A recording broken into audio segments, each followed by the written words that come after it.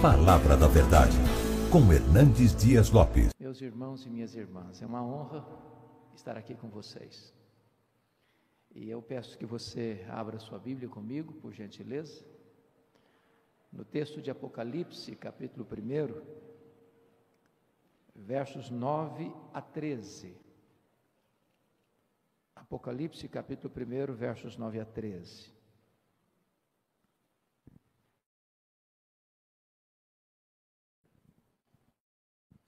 Esse texto diz o seguinte: Eu, João, irmão vosso, e companheiro na tribulação, no reino e na perseverança, em Jesus achei-me na ilha chamada Patmos, por causa da palavra de Deus e do testemunho de Jesus. Achei-me em espírito no dia do Senhor, e ouvi por detrás de mim grande voz, como de trombeta, dizendo: O que vês, escreve em livro e manda às 7 igrejas: Éfeso, Esmirna, Pérgamo, Tiatira, Sardes, Filadélfia e Laodiceia. Voltei-me para ver quem falava comigo, e voltado vi 7 candeeiros de ouro, e no meio dos candeeiros um semelhante a filho de homem. Agora, por gentileza, capítulo 3, versos 14 a 22. Ao anjo da igreja em Laodiceia escreve: Estas coisas diz o Amém, a testemunha fiel e verdadeira, o princípio da criação de Deus. Conheço as tuas obras, que nem és frio nem quente. Quem dera fosses frio ou quente. Assim, porque és morno, e nem és quente nem frio, estou a ponto de vomitar-te da minha boca.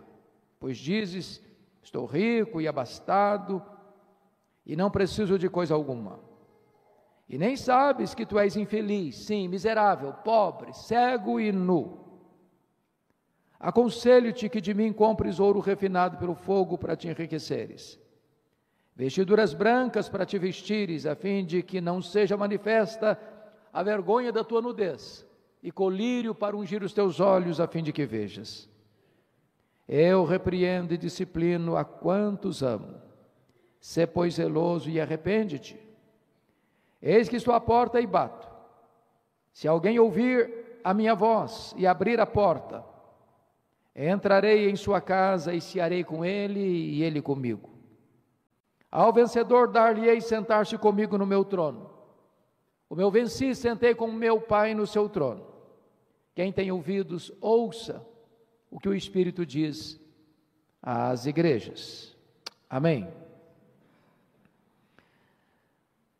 Meus amados, os anos mais amargos e sofridos da perseguição à igreja cristã haviam começado. Desde que Nero assume o poder no ano 54 da era cristã. Nero era um homem devasso e também violento. Ele mandou matar tantas pessoas, inclusive a sua própria mãe. Desde que este homem assumiu o governo, é que as nuvens escuras de uma perseguição atroz se formavam no horizonte. 10 anos depois que ele estava governando, acontece uma das grandes tragédias da história. A capital do Império Romano, a cidade de Roma, com mais de 1 milhão de habitantes, conhecida como a cidade eterna, foi incendiada criminosamente. E o imperador assistia esse horrendo espetáculo do alto da torre de Mecenas, vestido de ator, tangendo a sua lira. O incêndio durou 7 noites e 6 dias. Quando o incêndio terminou, a cidade de Roma estava devastada. Dos 14 bairros de Roma, 10 foram destruídos, e os 4 bairros restantes, densamente povoados por judeus e cristãos, dão a Nero um álibi para botar a culpa do incêndio de Roma nos cristãos. E começa então um verdadeiro massacre. Faltou madeira na época para fazer cruz, tamanha quantidade de crentes crucificados. Quando não tinha mais madeira, os crentes eram amarrados nos postes, cobertos de piche e queimados vivos para iluminar as noites de Roma. Chega o ano 68, e aqui acontece a chamada Guerra Judaica, porque uma sinagoga judaica fora profanada em Cesareia Marítima, e os zelotes, que nunca foram favoráveis ao governo de Roma e Israel, se rebelaram contra Roma, e Roma manda para lá o general Tito. Nesse mesmo ano 68, o imperador Nero é deposto pelo Senado e comete suicídio.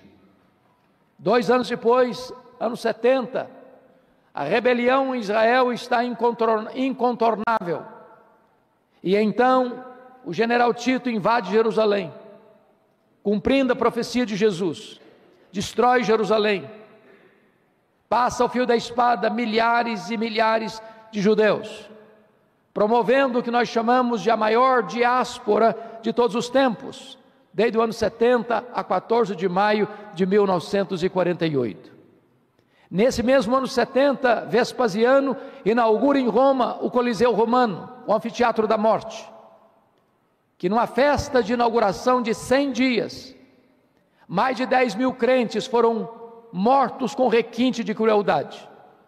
Eles eram enrolados em peles de animais e jogados nas arenas, para os cães morderem, para os touros pisarem e para os leões esfaimados da Líbia devorarem.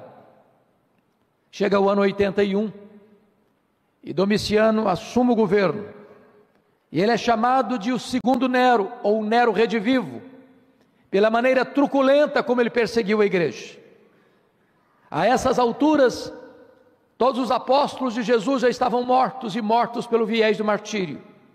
João era o último representante do grupo apostólico, era pastor na cidade de Éfeso, e então João é deportado para uma ilha vulcânica, a ilha do Mar Egeu, a ilha de Patmos, para trabalhos forçados. E certamente o entendimento da época é que Domiciano estava jogando a última pá de cal na sepultura da igreja. O cristianismo seria varrido, seria banido. A perseguição era muito atroz. João estava completamente isolado, com todas as portas fechadas para ele na terra. Entretanto, quando todas as portas fecharam para João na terra, Deus abriu-lhe uma porta no céu e disse: sobe para aqui, e eu te mostrarei não as coisas que talvez aconteçam, não as coisas que podem acontecer, eu te mostrarei as coisas que devem acontecer. Deus está no controle, mesmo nos tempos mais sombrios da história. Era um domingo, era o dia do Senhor, quando João escuta atrás dele uma voz como de trombeta dizendo: o que vês, escreve em livro e manda às 7 igrejas: Éfeso, Esmirna, Pérgamo, Tiatira, Sardes, Filadélfia e Laodiceia. Quando ele se volta para ver quem falava com ele, ele não vê quem falava com ele. Ele vê os 7 candeeiros, ele vê as 7 igrejas, e no meio das igrejas, um semelhante a filho de homem. O mundo só pode ver Jesus na igreja e através da igreja.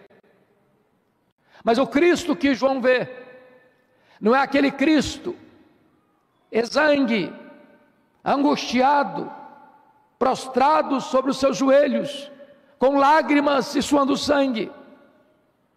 O Cristo que João vê, não é o Cristo cuspido e esbordoado do sinédrio judaico. O Cristo que João vê, não é o Cristo espancado e vilipendiado do pretório romano. O Cristo que João vê, não é o Cristo trôpego que caminha pelas ruas apinhadas de Jerusalém, sob os apupos e vaias de uma multidão ensandecida. O Cristo que João vê, não é aquele Cristo esticado no leito vertical da morte, suspenso entre a terra e os céus. O Cristo que João vê é o Cristo da glória, é o Cristo vencedor. Seus olhos, seus cabelos são brancos como a neve, seus olhos são como chamas de fogo, seus pés são como bronze polido, sua voz é como voz de muitas águas, o seu rosto brilha como o sol no seu fulgor. Quando João vê o Cristo da glória, diz a Escritura que ele cai como morto aos seus pés, e o Senhor da glória põe a mão direita sobre ele e diz: não temas, João, eu sou o primeiro e o último. Eis que eu estive morto, mas estou vivo pelos séculos dos séculos, e tenho as chaves da morte e do inferno.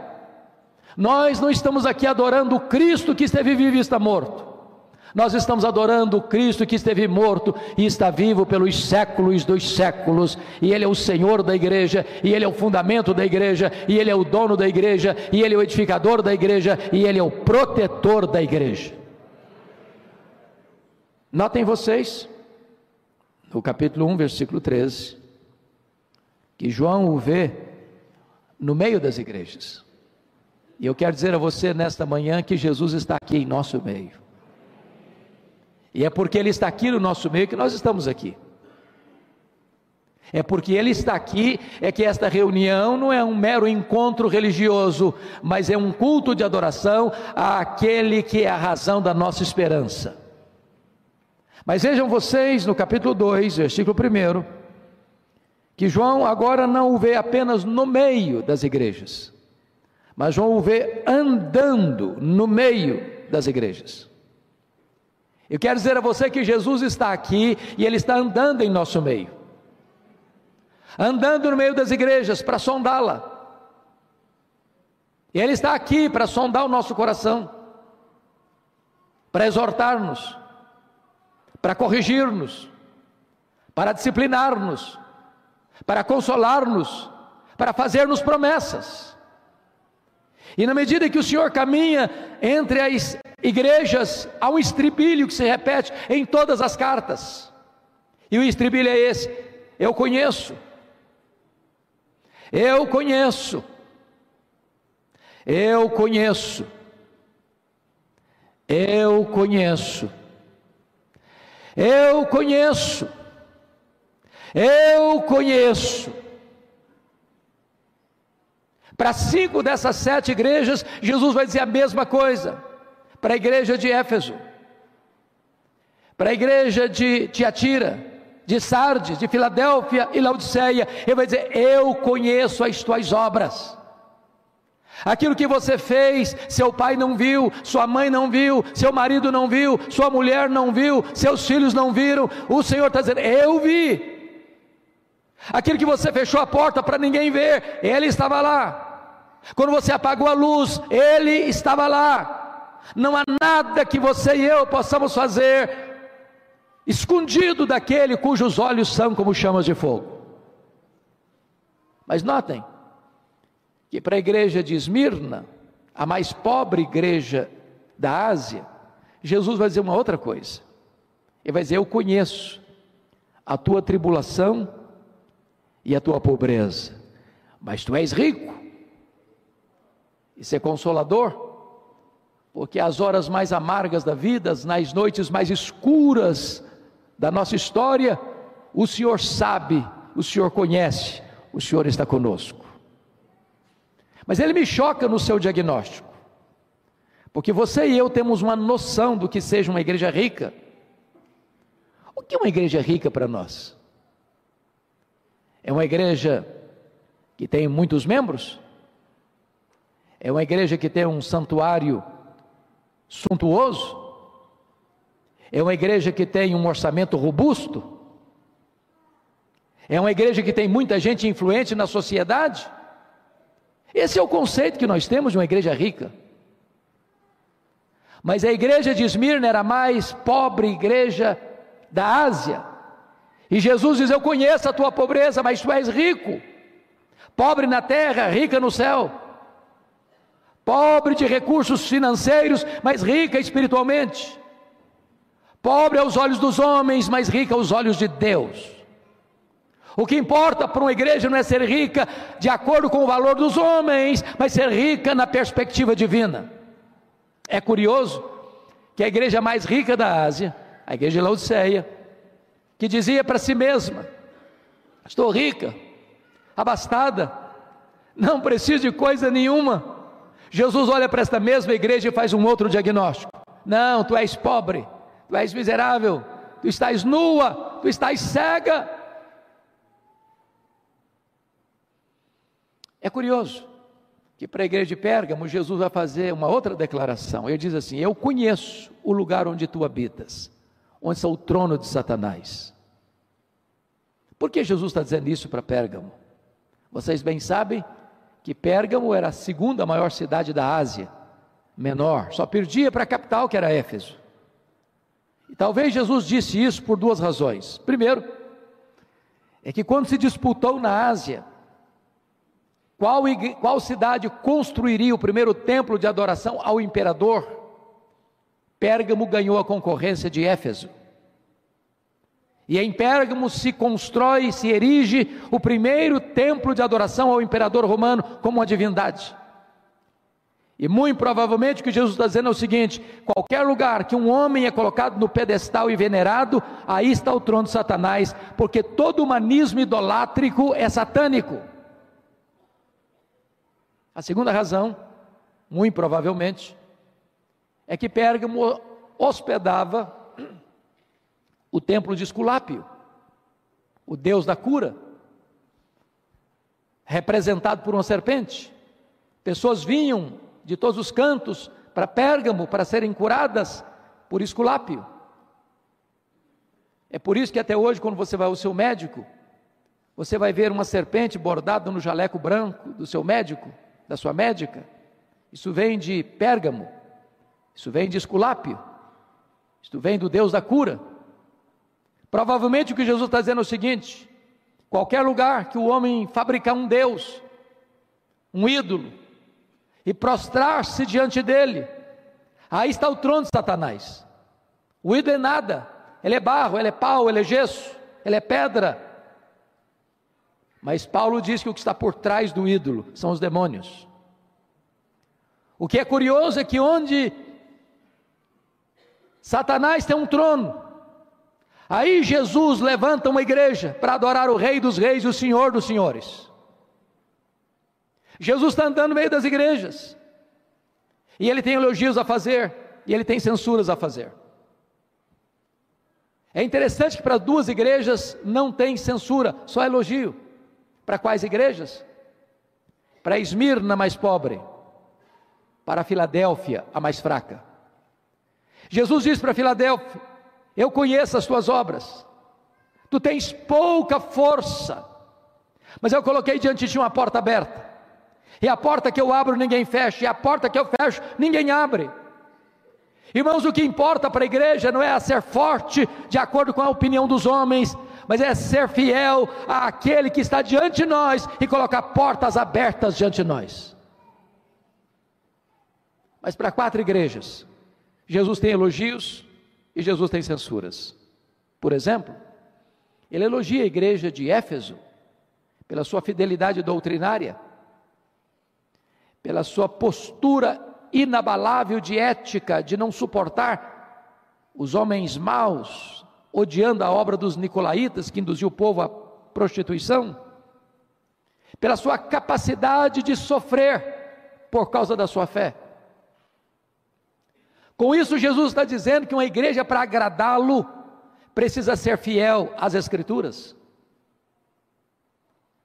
Uma igreja, para ser agradável a Cristo, não pode negociar seus princípios, seus valores, não pode vender sua consciência. Onde não tem sã doutrina, aí não tem o agrado de Jesus. Mas é curioso que Jesus diz para essa mesma igreja: eu tenho, porém, uma coisa contra ti, é que tu abandonaste o teu primeiro amor. E aqui está um alerta para nós, Igreja Presbiteriana do Brasil. Às vezes, até na defesa da nossa ortodoxia, corremos o risco de perder a piedade. Temos luz na cabeça, mas falta-nos fogo no coração.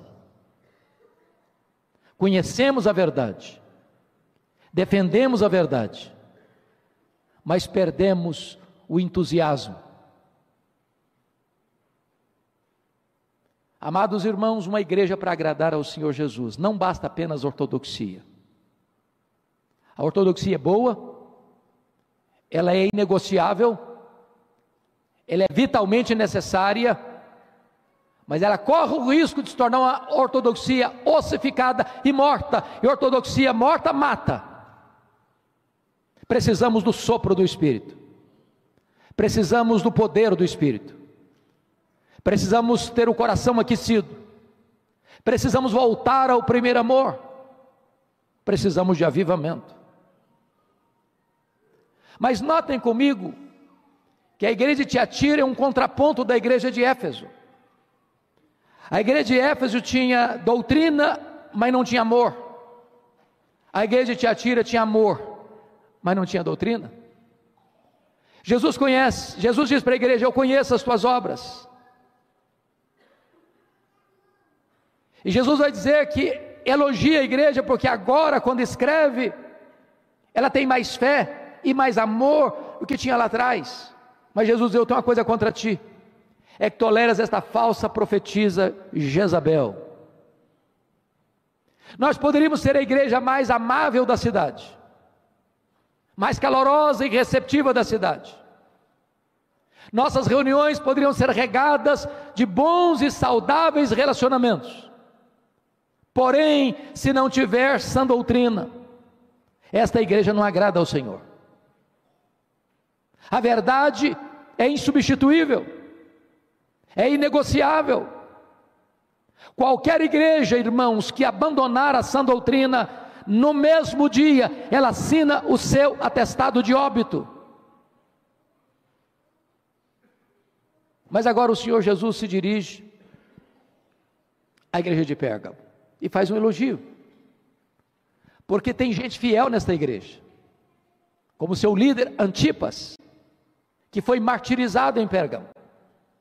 E dizem os historiadores, embora o texto não registre, mas a história nos comprova isso, que Antipas, o líder da igreja, morreu carbonizado dentro de um boi de bronze encandecido. Mas nesta mesma igreja, tem gente flertando com o mundo. Nessa mesma igreja tem gente seguindo as doutrinas de Balaão e vivendo a vida imunda, impura. Nas minhas andanças pelo Brasil, é muito comum as pessoas me perguntarem assim: pastor, qual a avaliação que o senhor faz da igreja evangélica brasileira? Às vezes a pergunta é mais direcionada: pastor, qual é a avaliação que o senhor faz da igreja presbiteriana do Brasil? Às vezes a pergunta é específica: pastor, qual é a avaliação que o senhor faz da igreja que o senhor tem o privilégio de pastorear? E a minha resposta é sempre a mesma. Eu respondo assim: vai muito bem, vai mais ou menos, vai muito mal. Sabe por que eu respondo assim? Porque numa mesma igreja, que escuta o mesmo pastor, que se assenta ao redor da mesma mesa do Senhor, que canta no mesmo coral, que faz parte da mesma sociedade interna, da UCP ao PH e SAF, tem gente cheia do Espírito Santo, tem gente capengando na fé, e tem gente vivendo em pecado, numa mesma igreja. E o Senhor conhece, e o Senhor conhece, e o Senhor conhece. Para a igreja de Sardes, Jesus disse: você, igreja, tem o nome de quem vive, mas você está morta. E Jesus elogia, porque tem alguns poucos ainda que não se contaminaram. E Jesus me choca no seu diagnóstico, porque a igreja que diz que é pobre, Jesus olha para eles: não, você é rica. A igreja que diz que é rica, Jesus olha para eles: não, você é pobre. A igreja que diz que é viva, Jesus olha e diz: você está morta. A igreja que diz que é fraca, Jesus olha e diz: eu coloquei diante de você uma porta aberta. Então tiramos aqui algumas conclusões. Primeiro, o que importa não é o que eu penso a meu respeito, isso não importa. O que importa não é o que as pessoas falam a meu respeito, isso não importa. O que de fato importa é o que Jesus diz a meu respeito. Jesus não tem uma opinião, Jesus tem um diagnóstico. Só Ele pode dizer: eu conheço, eu conheço, eu conheço. Mas notem comigo, irmãos, que para uma igreja não tem nenhum elogio, apenas censura. E para qual igreja? Para a igreja de Laodiceia. A igreja que, ao avaliar-se, dá nota máxima para si mesma. A igreja que desfruta da melhor reputação entre as igrejas. A igreja que desfruta certamente de um bom conceito na sociedade. A igreja que é capaz de formar um grande coral com todos os seus membros e cantar o hino: quão grande és tu, diante do espelho. Aquele que aplaude a si mesma. E Jesus olha para esta igreja, e a única coisa que ele sente é náuseas.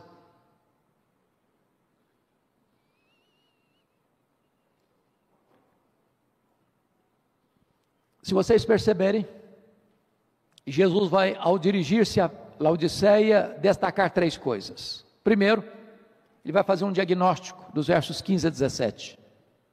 Segundo, ele vai fazer um apelo dos versos 18 a 20. Terceiro, vai fazer promessas nos versos 21 e 22, com base no versículo 14.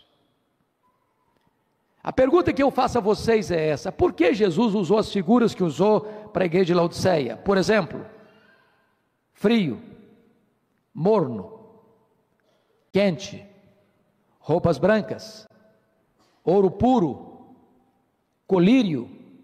Foi por acaso? Ou tem um propósito? Na verdade, Jesus, sendo o maior mestre e o maior comunicador, ele conhece o texto e conhece o contexto. Ele conhece a geografia e conhece a história. Ele conhece a igreja e conhece a cidade.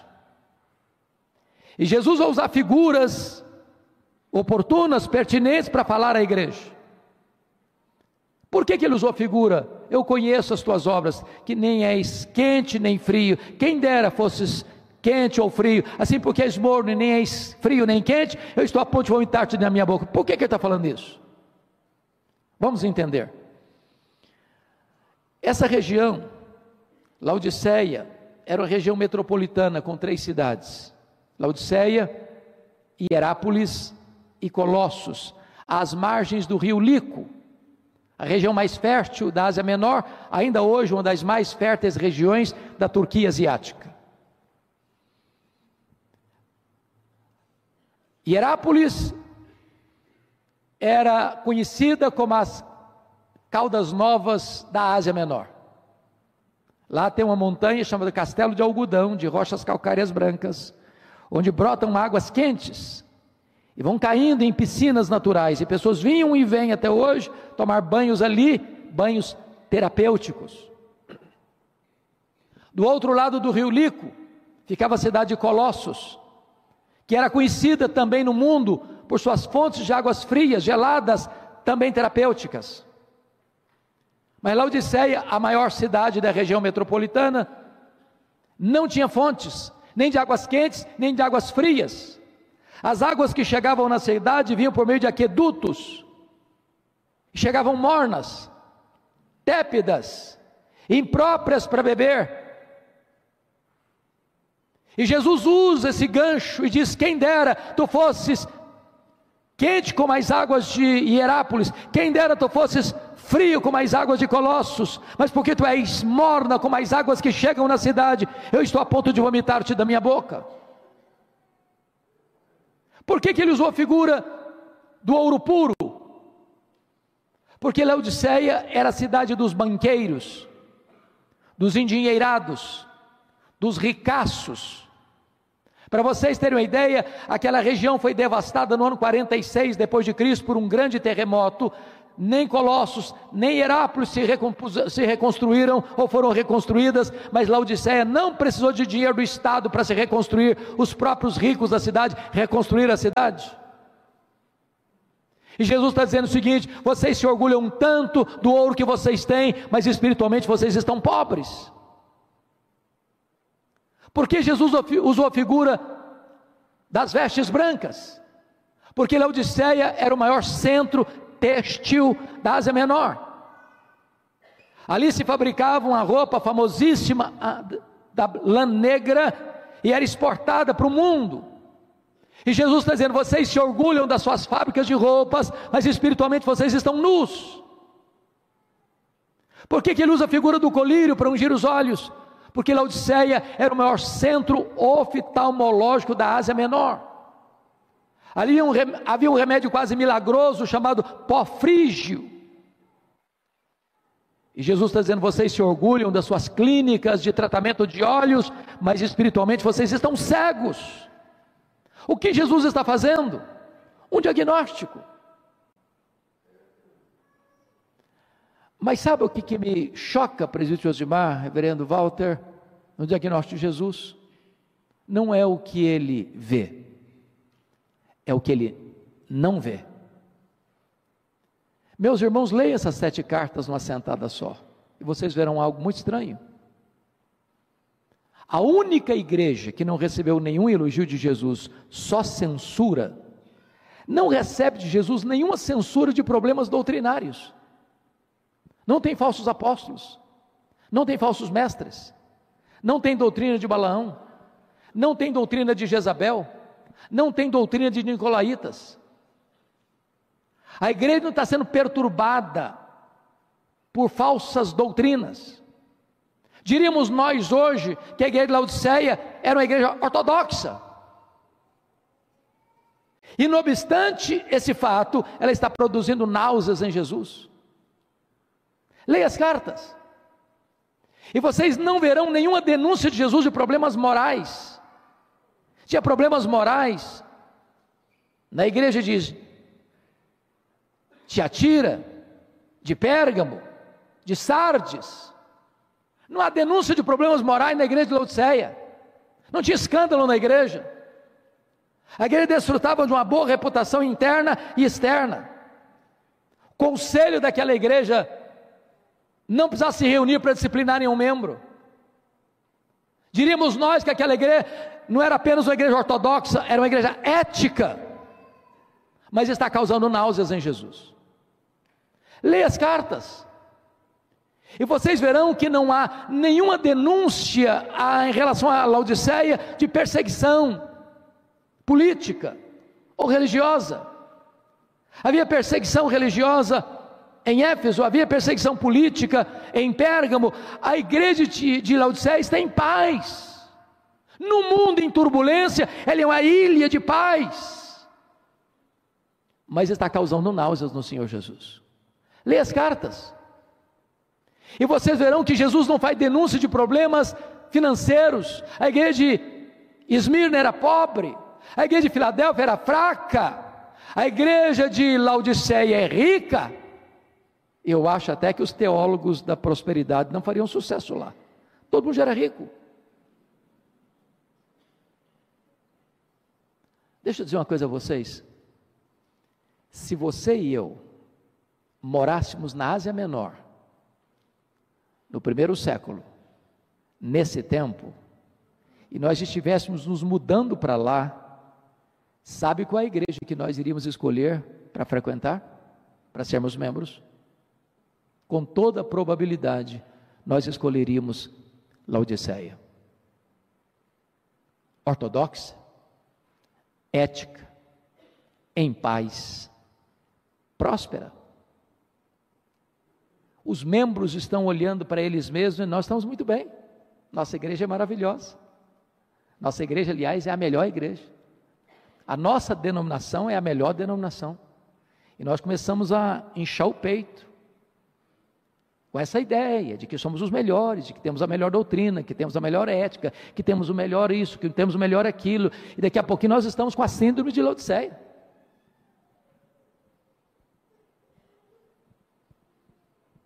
Então resta-nos uma pergunta: se o que nos choca é o que Jesus não viu, o que Jesus viu que trouxe tanto sofrimento para ele? Eu não sei quanto a vocês, mas para mim náusea é pior que dor. Quando você está nauseado, nada está bom. Você está em pé, está ruim. Você senta, piora. Deita, o mundo gira. O que é que causou tanto desconforto em Jesus na igreja de Laodiceia? Apenas uma coisa: falta de fervor espiritual. Mornidão. Meus amados irmãos, eu tenho percorrido o Brasil. Deus tem me dado a bênção de pregar em muitas denominações, em mais de 1.500 igrejas no Brasil. Confesso a vocês que tenho pregado em igrejas que eu chamo de ultra-ortodoxas. O que seria uma igreja para mim ultra-ortodoxa, nesse conceito que eu estou falando? Você pode pregar, e se uma mosca voar, você escuta. Há um silêncio sepulcral. Se olha para o rosto das pessoas, você não sabe se ela está gostando, se não está gostando, ela não tem reação nenhuma, parece que está pagando para a parede, é um desespero. Mas tem pregado também para igrejas ultra pentecostais. O barulho é tanto, disse, meus irmãos, calma, por favor, calma, gente, calma. Sabe a conclusão que eu chego? Fervor espiritual não tem nada a ver com estilo de culto. Nada a ver.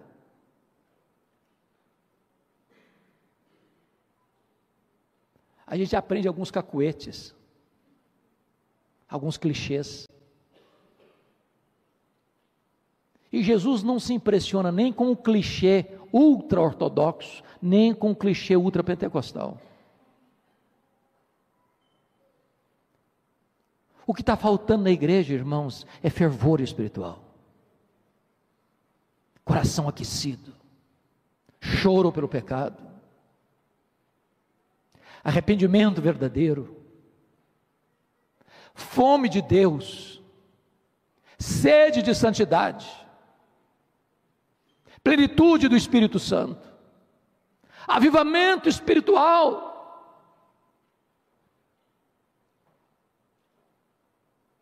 Parece-nos que tantas vezes colocamos a nossa vida num piloto automático. Há poucos dias, pastor Walter, um ministro do Evangelho, me ligou e disse: Hernandes, o que eu me tornei foi apenas um fabricante de sermão e nada mais, isso não mexe mais comigo. Gente que vem para a igreja, semana após semana, mês após mês, ano após ano, a palavra de Deus não mexe mais com a sua vida. Gente que não tem mais prazer em ler a Bíblia, gente que não tem mais devoção, gente que conhece muito, só tem luz na cabeça, mas não tem fogo no coração. A igreja presbiteriana do Brasil precisa, irmãos, de um poderoso reavivamento espiritual, de uma volta para Deus.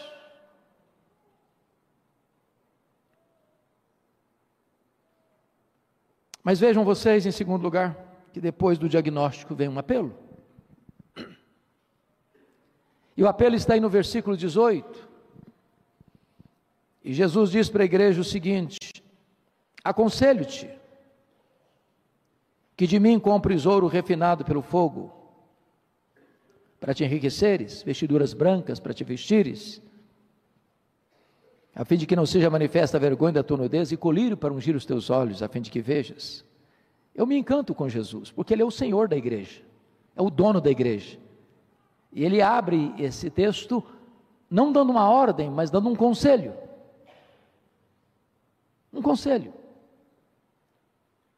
na verdade Jesus se apresenta à igreja como um mascate, um vendedor ambulante, que tem um produto para vender, e o produto é essencial, e o preço é de graça.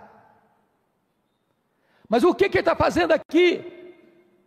Ele está mostrando para a igreja como é que ela restaura o fervor espiritual, porque o segredo está aqui: aconselho-te que tu compres de mim, que tu compres de mim, que tu compres de mim. Sabe o que significa isso?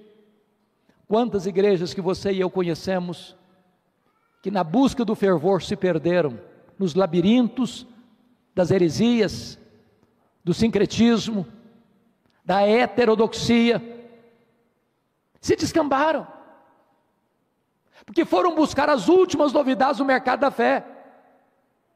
Irmãos, para buscar avivamento, nós não temos que correr atrás das últimas novidades do mercado da fé, não. Nós temos que nos voltar para Jesus. É só Jesus que pode aquecer o nosso coração, é só Jesus que pode restaurar a sua igreja, é só Jesus que pode derramar o seu Espírito, é só Jesus que pode restaurar a nossa sorte.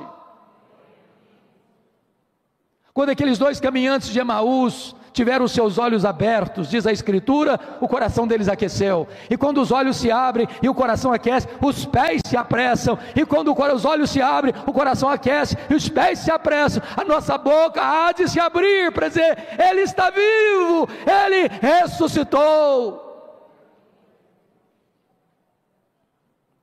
Mas notem comigo no verso 19, porque aí tem uma declaração e uma ordem. E a declaração é esta: eu repreendo e disciplino a quantos amo. Sê pois zeloso e arrepende-te. Eu não sei quanto a você, mas quando eu leio essa carta, eu fico um pouco constrangido.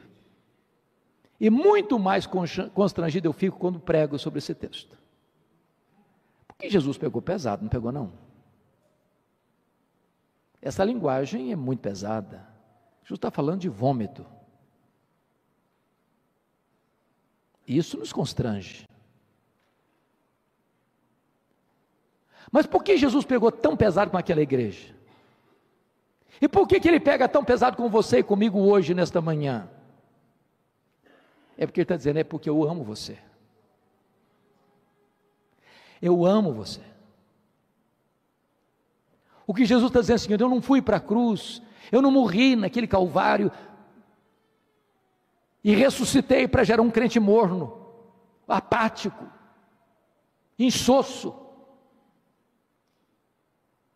Esse não é o meu projeto para a tua vida. Eu estou pegando pesado com você porque eu não desisto de você, eu não abro mão da sua vida, eu não abro mão de ter você revestido com o poder do Espírito Santo. E a ordem é essa: sê pois zeloso e arrepende-te, muda a tua vida, muda a tua conduta.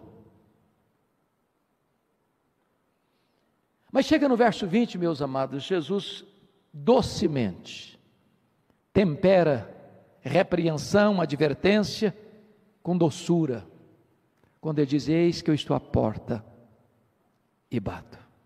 Se alguém ouvir a minha voz e abrir a porta, eu entrarei, cearei com ele e ele comigo. Sabe o que me choca nesse texto?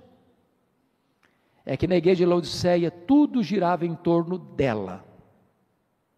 Estou rica, estou abastada, não preciso de coisa nenhuma. Eles se reuniam para eles cantavam para eles pregavam para eles ofertavam para eles viviam para eles, e nem se aperceberam de que Jesus estava do lado de fora.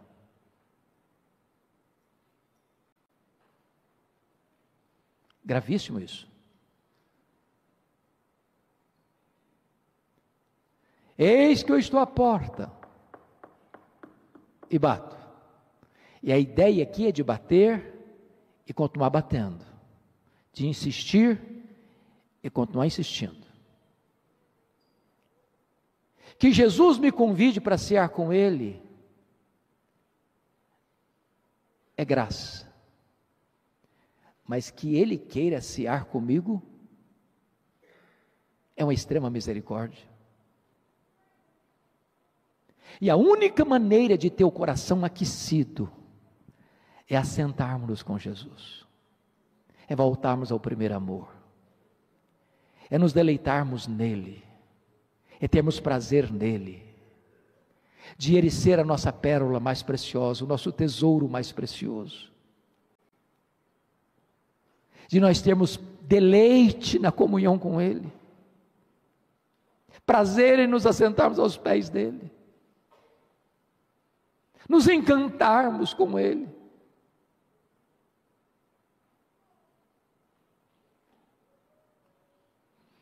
Mas eu quero terminar tratando agora então da promessa. E o versículo 14 diz por que ele tem autoridade e competência para fazer promessa. Veja aí comigo.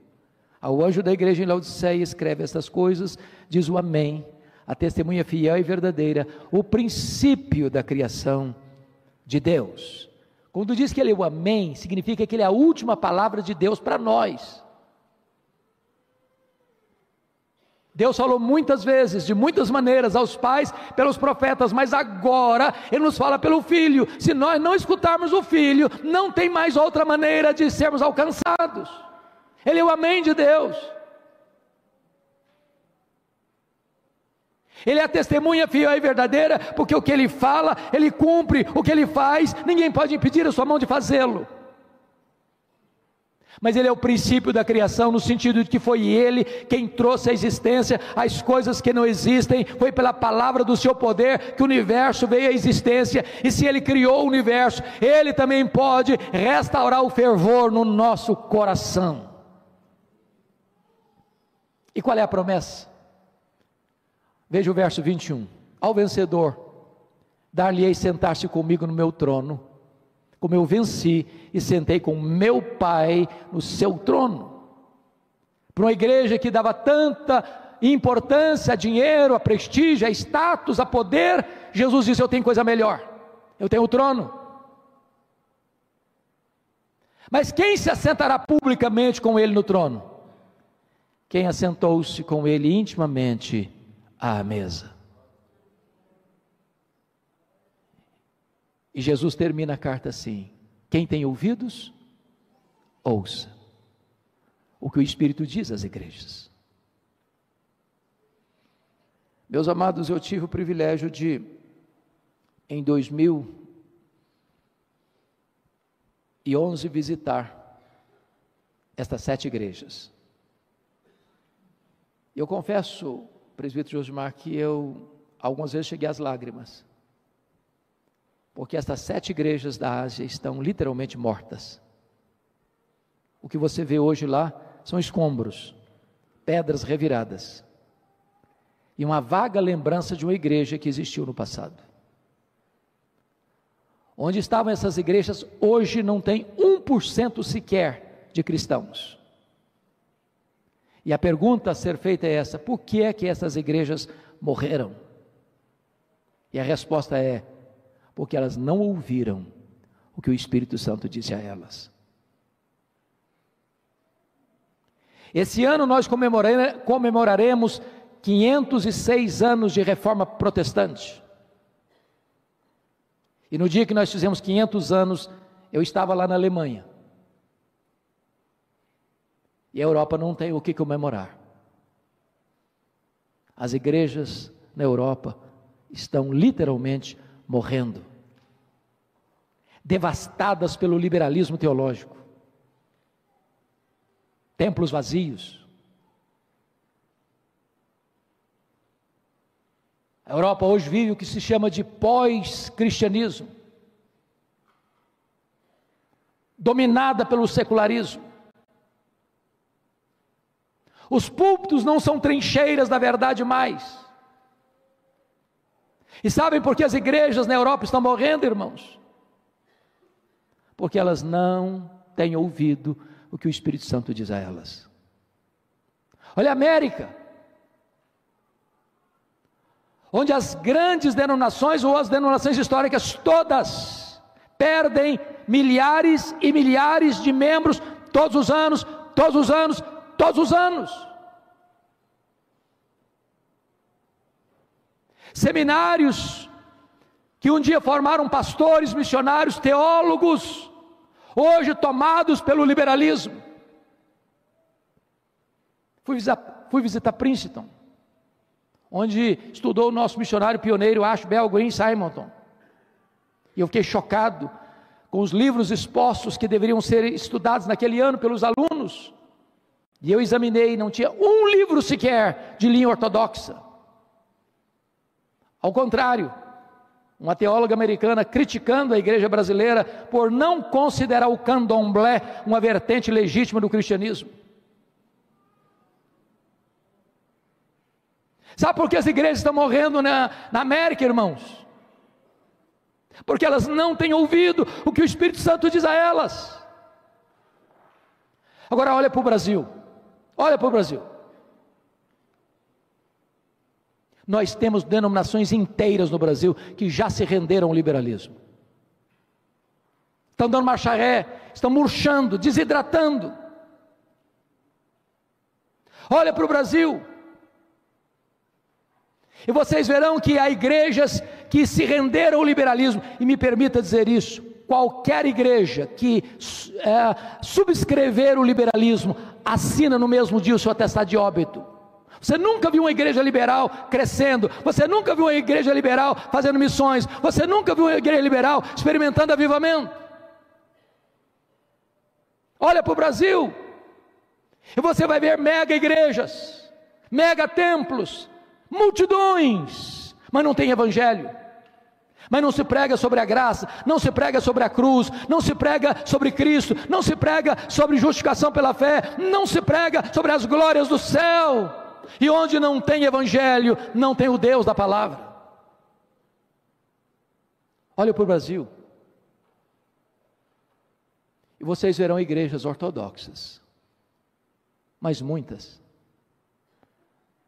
com o coração seco, com os olhos enxutos, sem fervor espiritual.